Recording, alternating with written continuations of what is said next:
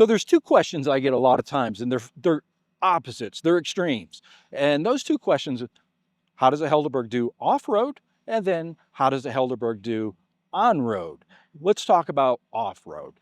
Yeah, it's beautiful, it's designed, it looks like a 2025 model. I hear that a lot. It looks brand new even though it's 25 years old. And off-road, so capable. Extremely capable, from everything from the approach angle on the bumpers, the tires, the bead locker style wheels, which a bead locker wheel, what that means is there's this trim ring here with all of these bolts, and it holds the tire in place. So you can air these tires down really low. Basically, you can have 5 pounds of air pressure, which increases the width of the tire, and it allows you to really climb over rocks and get that additional grip.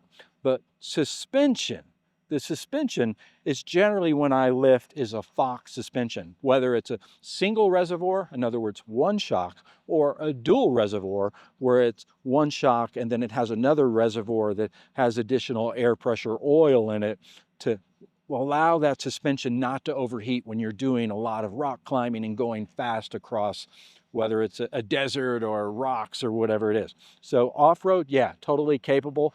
You do have the lockers inside the vehicle, meaning you don't have to get out and turn hubs. You can engage, you can lock the transfer case in so you're into a granny gear, a crawl mode, or you can lock the transfer case, another option too, to lock the front and the rear together so all four wheels are pulling at the same speed. So off-road capable? Yes. Shocks, suspension, coil springs. It is a straight axle. It's not an independent suspension, which is a beautiful thing because it allows you that basically military vehicle climbing ability to get over anything and everything. And it's really just a much stronger suspension than an independent suspension. So that's the off-road. Yes, extremely capable. On-road, yes, also capable. And the reason for that is because we're doing the progressive coil springs. The coil springs are a modern design that it's just like it says, progressive.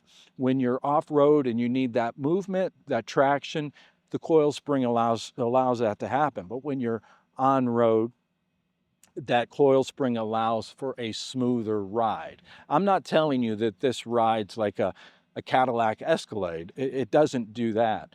But you can take long trips and you can be comfortable and you can get out and feel pretty refreshed. And the suspension does handle potholes and basically not a really good asphalt road that you feel it in your passenger car, like whether it be your passenger car, you don't feel it in this just because the vehicle soaks it up. So suspension, dual purpose, and very capable.